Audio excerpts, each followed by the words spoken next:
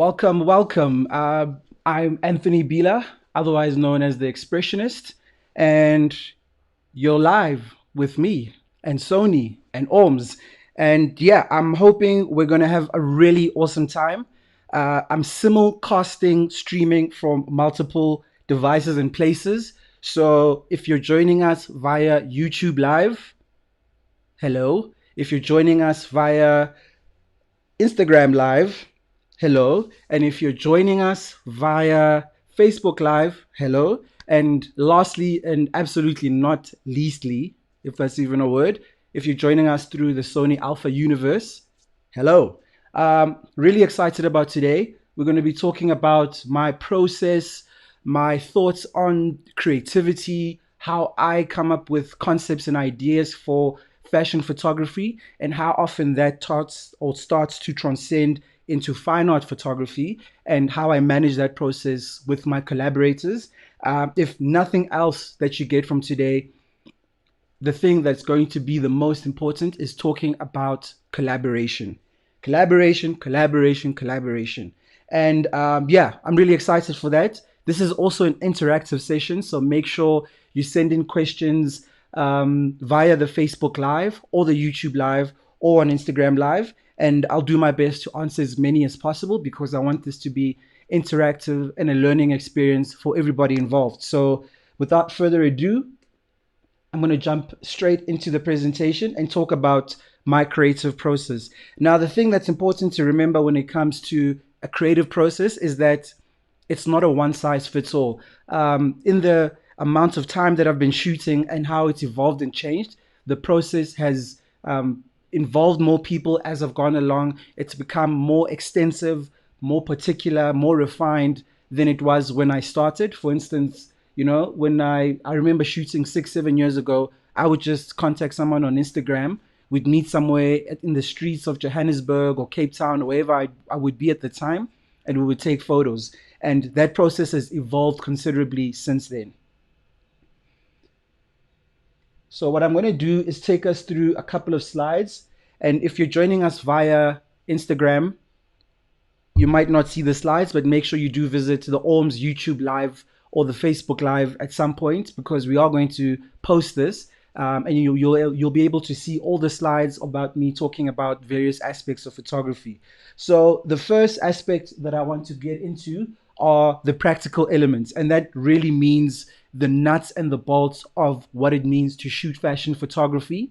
And I will put this disclaimer is that I love the intersection between what's considered traditional fashion photography that you would see in magazines like Vogue and Elle and Harper's Bazaar to this new advent of street fashion photography that became popular, I'd say, about 5 6 years ago with the sartorialist, with Tommy Ton. And that for me still is a version of fashion photography. It just takes on a whole new life because it begins in the streets versus the editorial and the refined and the print version. But both are still photography and they're still fashion related. So for me, they're quite malleable and interchangeable. So this image is from a collaboration that is ongoing with a very good friend of mine and fine artist named Lunga Ntila. Very talented human being, and we've worked together for a couple of years intermittently and sporadically on a couple of projects, and that's been really, really great to get a different perspective. And like I said before, bring in an element of fashion photography, but also not forgetting narrative and story and what comes with working with fine artists. Because in my mind, you as a photographer have to do this balancing act if you want to shoot fashion photography of understanding the elements and the nuances and the conceptual strength of what fine artists do. And you have to bring in the compositional aspects of what a photographer does. And then you have to make sure you mix those up in your head and create something completely new from those two aspects. So I'm going to start with creative directing. Creative directing is essentially looking at research. I think for a lot of photographers, we tend to look at Instagram or Pinterest and see a shoot that we like and we want to replicate rather than emulate that shoot. And I think that we miss a lot of opportunity to do really interesting work by going deeper and going further. So what I like to do is do a lot of reading and look at old books. If you look behind me, let me switch my angles there. If you look behind me, there are many books, and all of these books are instrumental in feeding my mind before I even come up with a concept. So, creative directing, essentially, in my interpretation of it, is looking at the idea from a conceptual standpoint of what do you want to say with your work? What feelings do you want to evoke in people? What conversations do you want to get started? And before you've even picked up a camera or looked at references, that should feed you. And that can come from all kinds of places. I've had references from people like Satoshi Kon, who was an anime director, who was really talented, and that's inspired fashion photography. I've read philosophy books. I've looked at news articles. You know, inspiration can come from everywhere. What's important is taking it, digesting it, and creating a story and a narrative that you can communicate in a visual way that's going to speak to your idea. That's always really important. So for this particular shoot that I did with Lunga, it was all about taking this idea of being gods and demigods and worship and interpreting it in a really interesting way. So Longa took some photographs of me and I took some photographs of her, and we had this. She had some really great references about draping things behind us and creating this sense of these new gods that exist in the way that we consume social media. And a really interesting analogy that I've spoken to her about is the way that we almost as soon as you wake up, you what's the first thing that you do? You look at your phone. The last thing that you probably do before the end of the night when you go to bed is look at your laptop and fall asleep streaming something, or you're on Instagram or Twitter or Facebook or what have you. And that becomes like a new form of time and worship that we give to these devices. And for me, it was reinterpreting that concept into these new gods. So that was kind of the premise behind it, and I'm really excited to share the full project. This is just kind of a sneak peek, and yeah, so make sure you look out for that. So again, with creative direction, research, but also don't use research as an excuse to keep progressing and go, or rather get into the next level of the thing that you want to do. Hey Lunga, I see comments coming in already. So yes, that's what I have to say about creative direction. And I think the more you do on the research side of wanting to know what you want to say, the better it's going to be when it comes to the next elements of the shoot that you want to do.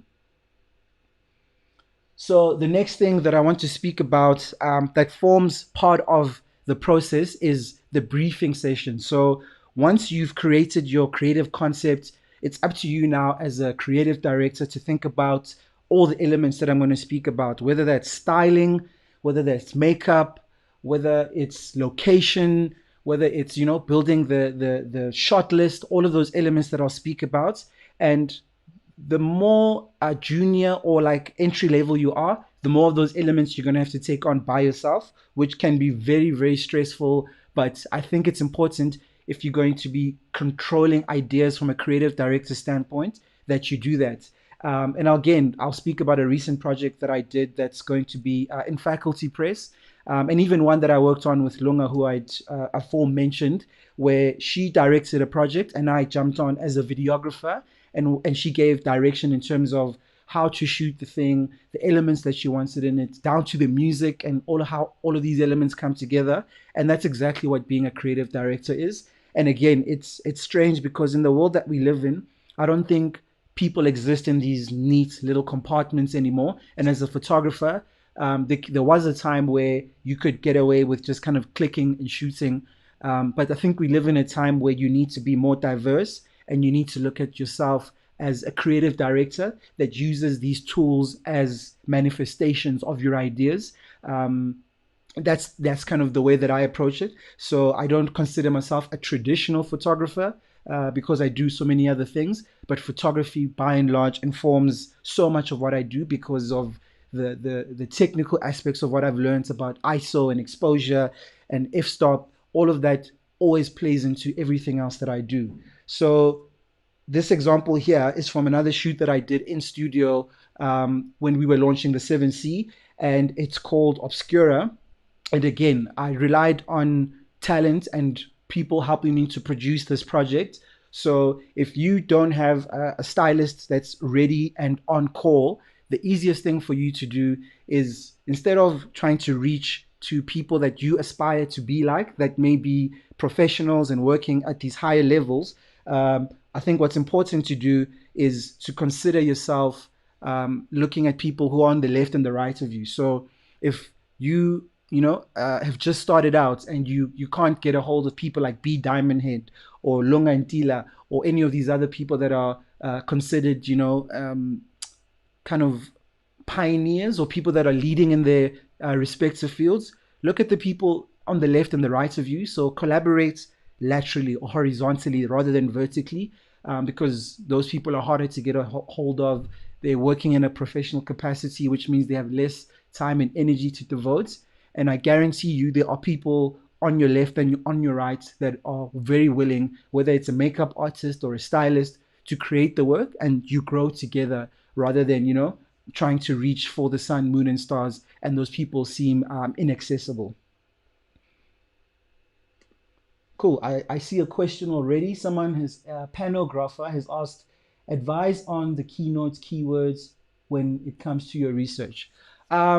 Sure. So I think what's important to understand is, before you've even started to pull visual references, is consume, consume, consume, like I said before. And you can use PowerPoint or Keynote, or you can physically cut out things from a magazine. What's important is for you to understand, before you've even started to shoot, how all of these elements come together. Your location, is it indoor? Is it studio? If it's studio, are you building a set, or is it a white backdrop? Is it a red backdrop? Color theory comes into play. What do colors mean in the concept of that? Because when you start to brief everyone else who's going to help bring your vision to life, the more detail you can give them, the better, because that will kind of expand their minds to reinterpret some of your ideas and improve on them, and add that sense of collaboration. And because collaboration is a synergy, it's 1 + 1 = 3, where the sum becomes greater, or the whole becomes greater than the sum of its parts, rather. And that's going to mean you sending, that PDF presentation, whether it's Keynote or PowerPoint.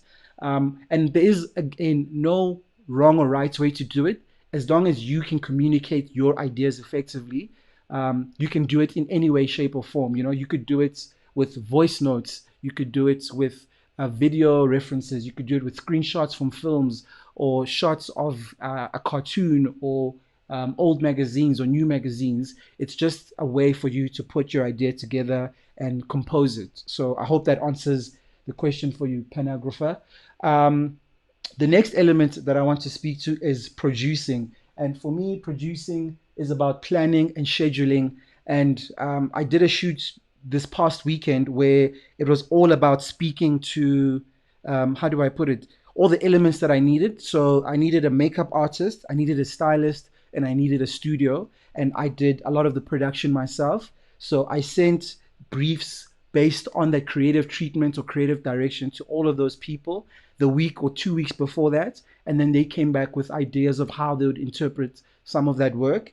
And then once I booked the models, which were, it was a free shoot, so no one was making any financial remuneration. I just made sure there was food and water and transportation for everyone involved, because it was the least that I could do, because I was asking people to work for free. So once all of those elements came together, it was quite challenging, because when you work for free, you have to work around schedules, but everyone bought into the vision, and that's what sustained us through that shoot. So that aspect of it is production, which is the scheduling and the planning and the booking and calling in favors to make sure that when everyone shows up to the set, that everything works. And if everyone can't get to the set, is making a plan to drive them there, to Uber them there, and to handle all of those elements to make everyone's lives easier, so that the shoot goes off in a smooth, chilled manner, which doesn't always happen, because wardrobe can be late, a makeup artist can be delayed by something,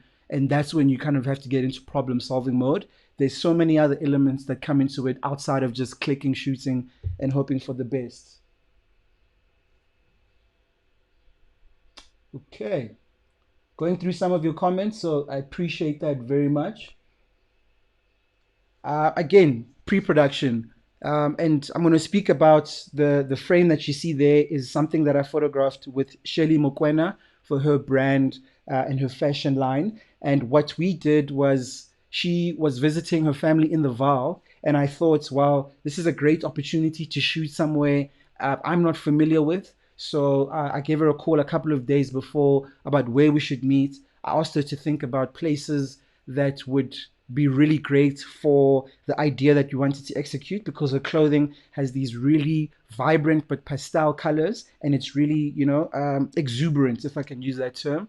So she became what would traditionally be a location scout, and she fed me these locations in and around the Val about this place might be cool. I know this guy over here is always feeding his sheep at like 2 o'clock in the afternoon. And for this shoot, we use those elements and they became really important in executing the idea and using it to the full.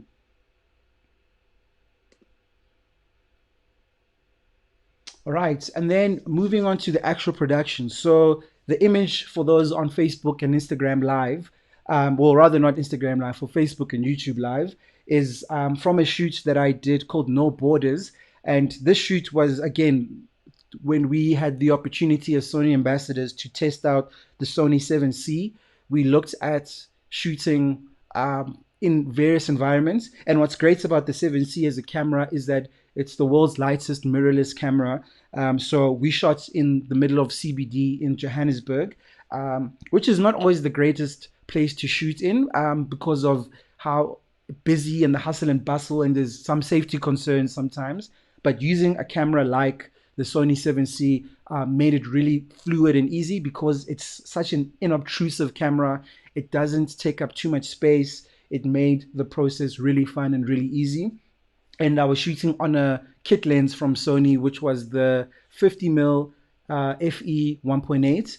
And we still got great results. And what I wanted to do is kind of bring in street fashion into the real world, or rather that fashion or high-end photography into the real world. And no better place to do that in South Africa than a place like Braamfontein.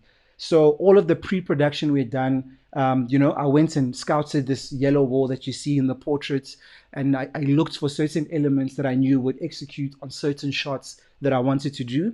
And again, there will never be a substitute for research and planning, because once all of those fears are relayed, it becomes much easier for you to execute on creativity and be spontaneous when you've got the bedrock of research and preparation on your side.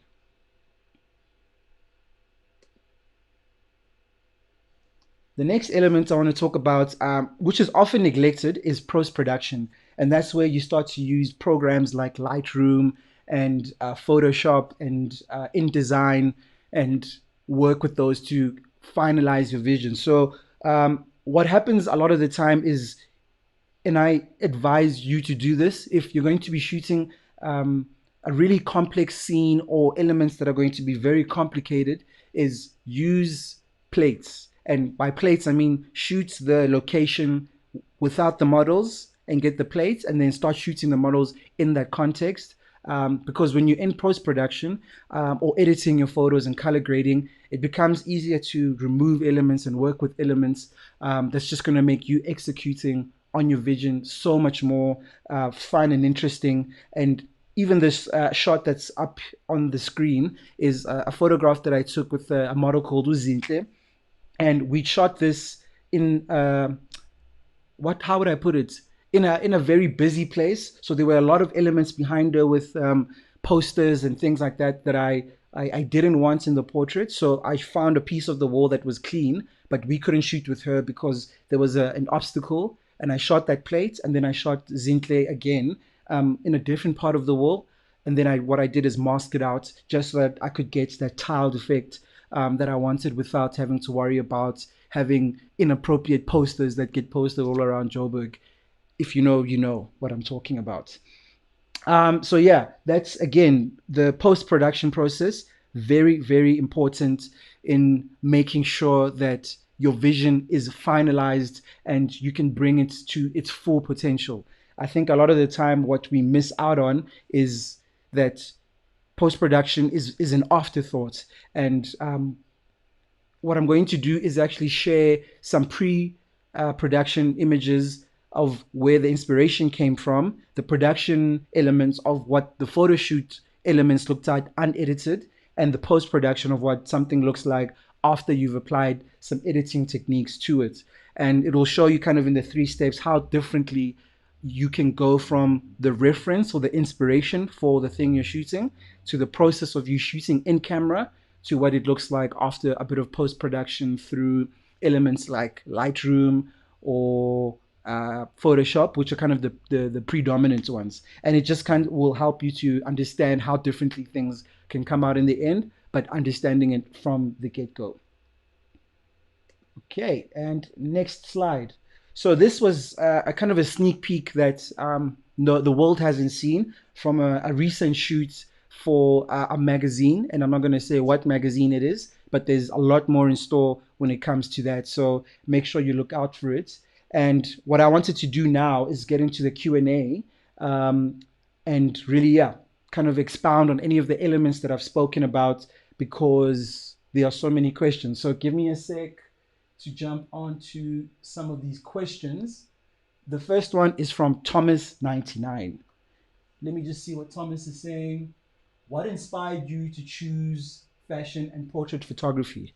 Well, Thomas, what inspired me to choose fashion and portrait photography was a lot of the shoots that I aspire to work on and the kind of work I wanted to create just didn't feel like it existed in a very representative and diverse way. So I've been a fan of Vogue magazine in all of its iterations and Harper's Bazaar and all of these things. And I started researching or just like consuming those things a lot in around 2010. I was one of the early Tumblr kids and the early Tumblr people that were consuming all of this stuff in this aggregated and fantastic form called blogging back then. And a lot of the stuff I saw was so beautiful and so inspirational, but it just didn't look like who I was. And so I started, borrowing cameras from friends. And I remember one of the early cameras I borrowed from a friend of mine was a very old, tiny Sony zoom camera. And what he did was let me use it on weekends. And I would go to places like Neighbor Goods and Mabuneng and try to find the most interesting street fashion that people would garb and wear of themselves. And I was just inspired by seeing people that look like me dress in all of these funky ways. And, it was just a way for me to kind of show the world that South Africa has its own voice and its own style. And that's actually where the name The Expressionist came from. It was from me taking in all of these elements and starting to work out what narrative I wanted to tell. And, it's evolved since then. But back then, my biggest goal was to show black and brown faces in ways that the world hadn't really seen from us. And I remember there were other photographers that were also just starting out, like the I See a Different You guys. There was Jeff Love's photography. There were a number of us, and it's just amazing now to see 10 years later how much things have evolved and how many different kinds of styles and genres of photographer where people aren't classified as just black photographers. There are people that work as event photographers and fashion photographers and portrait and documentary and a plethora of other things. It's starting to have the nuances that it deserves, where everyone is not just lumped into one space. And that, was unheard of 10 years ago. I didn't even have people to assist for back then. I just kind of had to figure it out using tutorials and YouTube and any books that I could find and, learn through trial and error. And I'm happy to say now that I work with a number of young people, particularly young black and brown people who don't have the access to a lot of the equipment and the opportunities that I've stumbled into through, a lot of it is pure luck. I won't just put it on talent. And now there's an opportunity to upskill and make sure that this next generation of younger people progress in a much smoother, in a much quicker way. And it's just an opportunity to be able to be part of that. So hopefully that answers your question, Tom99. The next question is from Kinsani, and she's asked, how long have you been shooting for? So I think I've kind of given myself away by saying 10 years. Yeah, it's about 10 years of shooting intermittently. And it's been an interesting journey. I'm also giving away my age, but say la vie, black don't crack, I hope. And yeah, it's been an amazing journey through that 10 years. But preceding that, I was in advertising. I worked as a copywriter and a creative director towards the end of my career in advertising. And I will say that it was challenging, but there was so much I learned about the processes of commercial photography. And a lot of those processes that I learned, I brought into my practice as a photographer and film director. And I will say everything that you learn on your journey as a creative practitioner or creative director or photographer is going to benefit you at some stage. So don't feel as though anything in your process along the way to you realizing your end goal or your dream is a waste of time. There were days where I'd sit and have to work on compositions with my art director, and I hated every moment of it. But so much of that informed my eye and understanding good composition and experimenting and understanding how many elements can go into making really good work. And all of those steps were kind of laying the groundwork for me to get where I want to. So I hope that it answers your question, Kensani. Someone has asked, why am I not on YouTube? I'm shy, but look out. Maybe in the next, in 2021, I'll come out with a YouTube page and hopefully I'll be braver. But I think 2020 has deflated any wind in my sails for starting a YouTube page. But yeah, thanks for asking that question, NQF Visuals. Moving on to the next question. This is from Mohammed. What entry level camera from Sony should I be getting for street fashion photography? So Mohammed's basically asking about, yeah, what entry level or semi-pro camera he should get. And without, being too biased as a Sony ambassador, I will say the Sony 7C is a godsend. I mean, it's lightweight, it's the eye autofocus, the color science in the camera, the fact that it uses the same mounts as the A7 III and the A7R4 and the A7S3 and all of these other Sony cameras means you're going to have access to G Master Prime lenses, you're going to have access to kit lenses, but it's still going to give you incredible quality. And a lot of this work that I've showed you today, about 80% of it has been shot on the Sony A7C. So for me, that's a great kind of intermediary camera that's not exactly entry level, but it's not, an A9, but it'll give you a lot of the elements that you need to do work that is professional and that delivers important or impeccable quality. That's the word I was looking for. Um, Someone said they need me on the show. Okay, let's talk about it. NQF Visuals. I am committing to coming onto your show and having a conversation anytime you're ready. Jumping on to the next question from Al, does the kind of lens I use matter? What are your favorite focal lengths? So she's just asked what lenses I like to use and if lenses matter. And I will say yes. So depending on your focal length, you can literally change how a person's face looks and distorts. If you're using a super wide lens, like a 16 millimeter lens, and you're trying to shoot portraiture, you're not going to get the same treatment as someone shooting a 50 mm lens, which is closer to the human perspective and how we see the world. So lensing definitely does matter depending on, how experimental you want to get. And the nice thing about fashion photography is that you don't have to be bound by the rules and practices of a lot of conventional photography.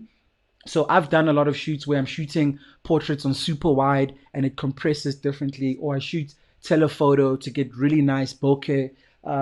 So it does matter, but I think what should drive that is your concept and your idea rather than looking at a lens as the leading thing.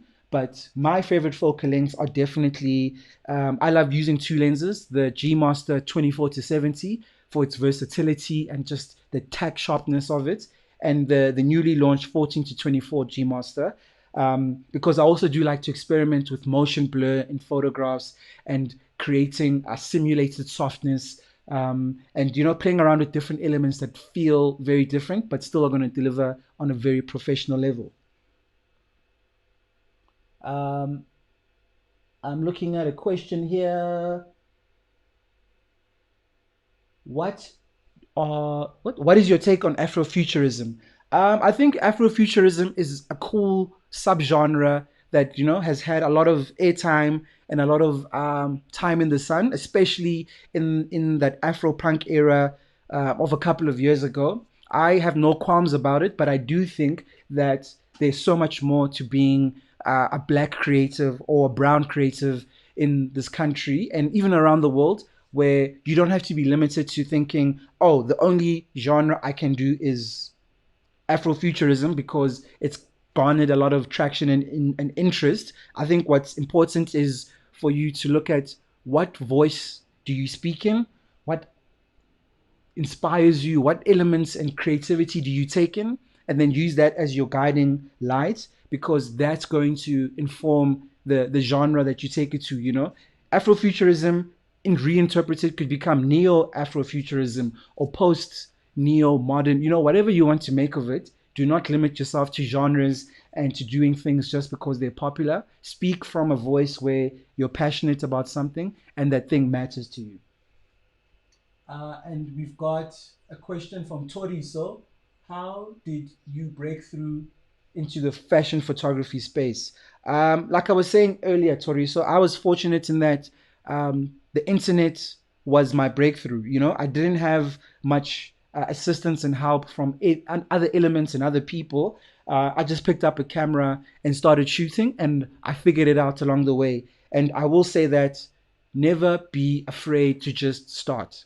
Whatever you do, just start. I know I've spoken a lot about the process and the nitty gritties, and that can become overwhelming. But one of my first shoots, I was doing some of these elements without realizing, where I picked up a camera, I called the model, I asked them to show me some of their outfits. I thought of a place to shoot it, and that's what we did.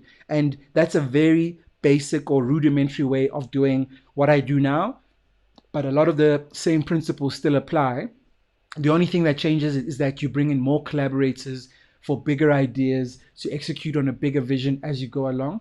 But do not stop yourself from just starting and failing forwards if you have to, and shooting and experimenting. Because if you had to see some of my very first shoots, I still have them on hard drives, but they make me cringe. And I think that's just an element of being a creative, is that you look at your past work and you feel like, what was I thinking? What was that?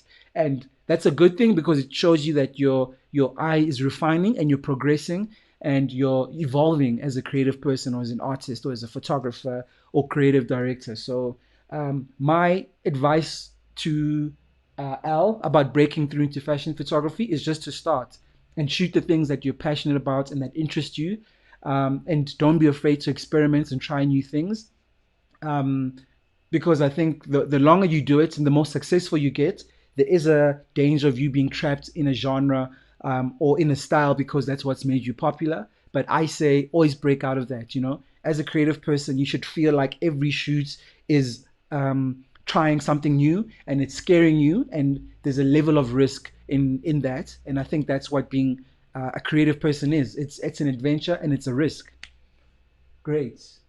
Someone said, sorry if I'm going off topic. Um, what are what's your take on doing street or fashion photography in Cape Town, um, in dangerous areas or impoverished areas with expensive equipment? I think what's far more important there is always approaching your photography in a respectful way. Because of the country we live in, sometimes you will have to be very cautious, and shoot run and gun. But my advice would be, if you can engage the community before shooting, on an ethical level. So visit the place without your expensive equipment, talk to community leaders, speak to the people of the place and let them know what you're doing, especially if you're going to profit off of the work, which inevitably you will do. I think it's important to express that in that community respectfully and get the permission. and that will go a long way in securing your safety. And if they say no, that's also perfectly fine. Find a new location. I think a lot of the time, as photographers, we have a tendency to be invasive, where we want to move into spaces and places, shoot our thing, and then disappear off into the sunset and have a great exhibition or photo book. And I think that's not the way that we should approach things any longer. I think there should be a level of community involvement, especially if it's commercial work. And if there's a way to collaborate with those communities and give them, if you ever do publish or exhibit that work, give them some form of remuneration for having used them in the shoots, if you're doing that, or using their communities to some degree, if that's possible. I think that's a new school way of approaching things. Whereas in the past, people would shoot and be gone, and they would see themselves blown up to A0. So that's kind of the way that I think we should approach it.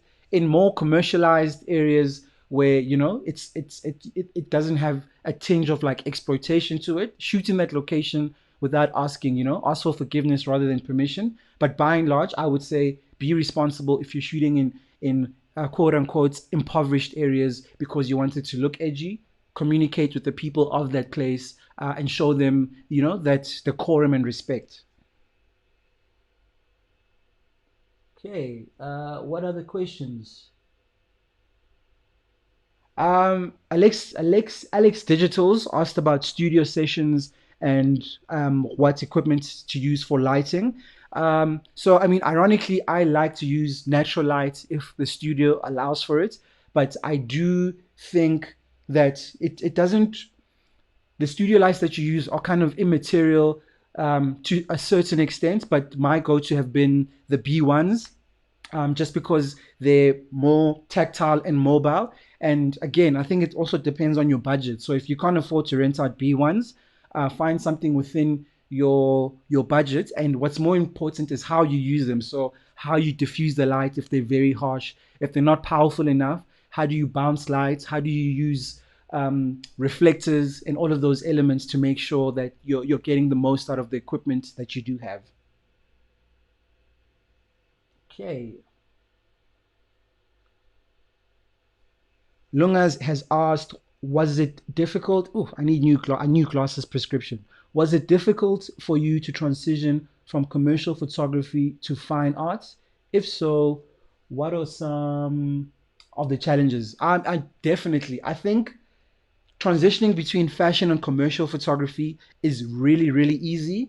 Fine art is kind of the difficult one because it lives on an island on its own. And even in the fine arts world, photography is considered the ugly stepchild of the creative executions. But a lot of the challenges again were around creating work that feels exclusive. So a lot of fine art institutions like art galleries and collectors want a level of inaccessibility to the work, and photography is kind of the cornerstone of the advent of the internet. Wherever you look, platforms like Pinterest, Facebook, Instagram all rely by and large on photography. So it makes it a very difficult thing to do. But I think there's this quote that I've always loved that says, "Be so good that you can't be ignored."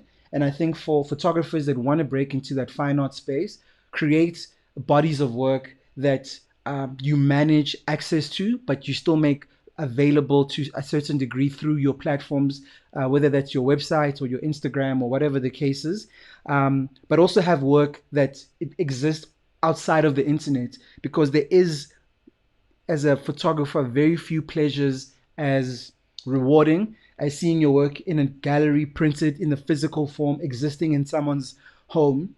And I've invested in a few works that I would recommend you look out for, like Lungantila's work. If you're ever looking to get a print, get in there. I've got 3 or 4 pieces in my house. I've got Andile Buka's work in my house, and it's investing in those, because the more of us are consuming that work, the more we create a demand for it. So I think sometimes it's not even relying on the fine arts world; it's creating your own communities of people to consume the thing that you're doing and speak directly to that market. And that's the advice that I'd give around trying to transition into that fine arts world. Okay, looking at questions once again. Um, Amelia has said, what has been your favorite shoot to have worked on? Amelia, I'd say my favorite shoot to have worked on was doing a shoot for Faculty Press, which is Tebe Magugu's um, annual magazine, and that work being so appreciated that Vogue Italia and Vogue magazine got in touch and asked to republish some of that work. And that shoot we did on location in Randburg, in an open field. Collaborated with this creative director slash stylist named Amy Zama, and that was probably one of my favorite shoots because that work has really been consumed and celebrated all across the world. Um, various people have purchased it who are artists that I respect. And yeah, it was just the process of that shoot was also really kind and gentle. And the shoot was about how young people are trying to navigate finding new forms of spirituality that exist outside of the dogma and the confines of religion, and we kind of created these characters that we photographed. So that was probably my favorite shoot to date. So some of it is on my Instagram, but you can visit the Faculty Press website and consume it there. Cool. Looking at more questions. Hello from the Netherlands, and that's Wesley. Um, Cool. So someone has asked, NQF Visuals has asked about the importance of a portfolio and what to put in it. So the way that I work it, again, there's never any hard and fast rules to a lot of this. It's really down to your own interpretation. So I'm going to give you mine and use elements of that make sense to you. And what I do is I have separate portfolios. So I have a commercial photography portfolio, and that's for shooting work that's going to be on billboards or shooting for a bank or shooting products. It's going to be when I'm working often with commercial enterprises or brands or advertising agency. And there's a specific portfolio that I have that I send to them. And what I also do is something called a tour, an agency tour or an agency roadshow, where you create a physical portfolio. You set an appointment with someone called an art buyer at various agencies. And once you've set that appointment, you visit them and physically show them your work. And that's a great way to make physical contact and communicate with those people. Now that we're living through COVID, that's probably going to be harder. So your best bet is to get that art buyer's email address, send them a PDF, and later on maybe set up a Zoom or a Teams call or a WhatsApp call to take the agency through that. But that's been a great way to secure and get yourself seen by people that work in the commercial space. And then there's my website, and my website I'd say is a mix of these things. It's kind of my favorite projects across commercial, fine art, and fashion, and that's just kind of to show people your versatility and yeah, a kind of one-stop go-to shop for your work. And then there's the fine art work, which is particularly geared towards the art galleries and the art institutions that want a very different kind of work from what you would do for commercial brands. So my advice is think about each of those and what you shoot, and maybe all three apply to you like they do to me. If they don't, think about the one that does apply to you and create that portfolio and do a bit of research into where those people exist, the galleries, the curators, if it's fine art, the advertising agencies, if it's commercial, and the publications, if it's fashion. And that, can be the Vogues, the Harper's Bazaars, whatever the publications are. And there's a plethora of digital publications that you shouldn't underrate because it's also a great way to get your work out there.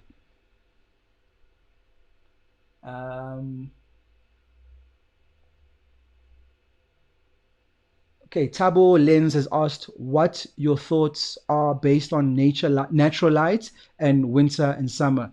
That's a really good question. I was recently in the United States in New York for about 3 months, and I was there during winter, and it was so interesting because light on the northern hemisphere is so much softer and so much more diffused than what we have to deal with being where we are in South Africa at the southernmost tip of the continent. But for me, it's being patient if you're working with lights in the harsh conditions that we have in South Africa. So if you want, softer light, just wait. Either shoot very early morning, and once it hits about 11 to about 1 o'clock, the harsher the light's going to get, especially around midday, and the shadows are going to be harsh. But then if you wait it out until about 2, 3 o'clock again, you're going to be working with natural lights. Another trick that you can use is working with something called a scrim, which is a big sheet of diffusion, which basically works the same way as a diffuser would in a studio light, but you're diffusing the sun. And think about it in the way that how nice light is when the sky is overcast. The clouds act as a natural scrim or diffuser because they make the light cascade and fall in a more natural, even way. So for me, it's those three things. Either be patient and wait for the light to be good. Use a scrim if you're constrained for time, and use it as kind of a way to diffuse the light falling through and cascading onto the model. And yeah, those would be my two elements. Or work in the shadows and think again about your locations, and use sun apps to see where light is going to fall at what time of day before you shoot, so that you don't find yourself wanting to shoot a specific backdrop but the sun is backlit and you're in a tricky position. So I hope that answers your question, Tabulens. Chadley has asked, how did you find your models? How did you go about collaborating with models? And how did you approach? So yeah, so I approached modeling agencies, sent them my Instagram handle, sent them a portfolio of my work. And I actually did that in New York because I didn't have the network of past models that I have in South Africa. So for that 3 months, I just sent out my PDF to various modeling agencies, and then they would send models my way that they thought would need Z cards or need portfolio work. So that's one option. The other option is through word of mouth and through platforms like Instagram. If you're on the explore page or asking friends, and if you see someone who resonates with something you want to do, pop them a DM, explain what you want to do.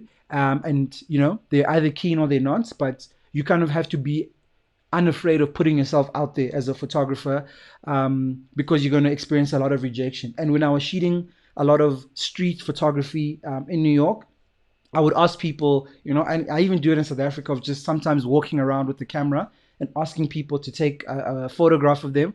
Some of them say yes, some of them say no, but you have to develop a thick skin as a photographer you'll be surprised how willing people are if you just ask. And if you're politeful, that's not even a word. If you're polite and respectful, that's what I wanted to say. Um, and then Lunga's asking, please speak on the importance of playing with other mediums as well. Does does that contribute to how you articulate yourself?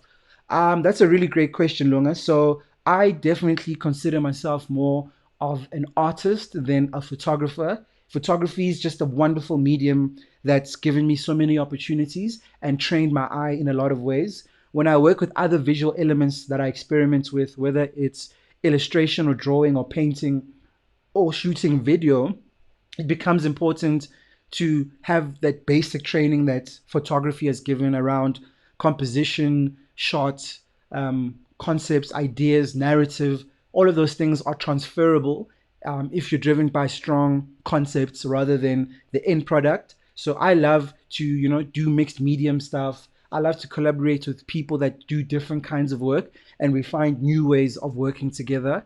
Um, I think it's important also if you feel fatigued. So if you're only doing photography, for instance, and you reach a point where you feel like you're burning out or you don't feel like shooting, experiment with something else. You don't have to be good at it. You just have to enjoy it. And it just has to make you look forward to creating again. And that could be through writing. It could be through painting. It could be through illustration.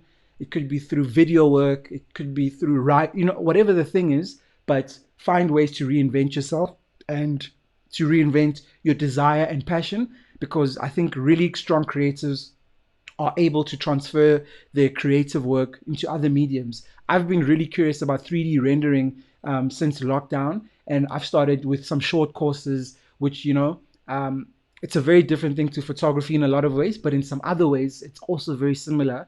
And it's frustrating. And some days you want to pull your hair out, or in my case, my locks out. But you persist and you try. And the more you do that, the better you get at executing on a vision that's not limited to a specific medium. Okay, I'm going to take a few more questions before I end the live. Thank you for all the questions. If you really want to continue this, please find me at my Instagram. That's the Expressionist. Um, uh, yeah, and then we can continue the conversation there. I'm always looking to and happy to mentor and answer questions that help you to improve on, lens selection, what camera body that you want to use. And I'm also going to be starting a program of mentorship. So make sure you leave a comment or whatever on the ORMS Direct page once we post about that initiative, where you can accompany me on a shoot or two, and all the elements that I've spoken about, we're literally going to go through in the real world, and shoot and practice and do all the things for a real shoot. So look out for that as it exists. But in the meantime, let me answer a few more questions. Let me take one last question, maybe. Okay, this is a really nice question here from Hendrik. Does your lens and camera really matter when you're shooting? And I would say, Hendrik, that is a complex but simple question, because yes and no. You want your camera to be reliable and to develop your creative vision in the closest way possible to the thing in your mind. So I love shooting between the A7C and the A7R4 and the A7S3, because they offer such specific features and qualities that help me to execute on specific things in the best way possible. So those things do matter, but they only take you as far as possible, because your ideas and your execution and your creative vision will always override you having the latest equipment or the biggest lens or the most advanced bodies. Those things are great and nice to haves, and I will advocate for them, but don't let them limit you with whatever you have, and aspire to those things at a later stage. But make sure that you're always conceptually driven, because that's going to make your life a lot easier. Um, so yeah, thank you for joining me. It's been really fun. Hopefully we get to do this again very soon. Thanks to ORMS Direct. Thanks to Sony Alpha. And I've been Anthony Bila on this live stream, um, talking all things photography. And yeah, I was managing 4 or 5 different screens. So excuse me if I haven't been looking at you directly at any time. I think there's about 4 cameras set up on different platforms. But thank you for your time. Thank you for this opportunity, and we will speak soon. Make sure to visit ORMS Direct. Black Friday is coming soon. There's going to be some really cool deals and offers on Sony equipment. I'm even kind of, waiting to jump on, because there's some new things that I want to get. But yeah, thank you for joining me. It's been a pleasure. Arrivederci, sayonara, goodbye, however you want to say it.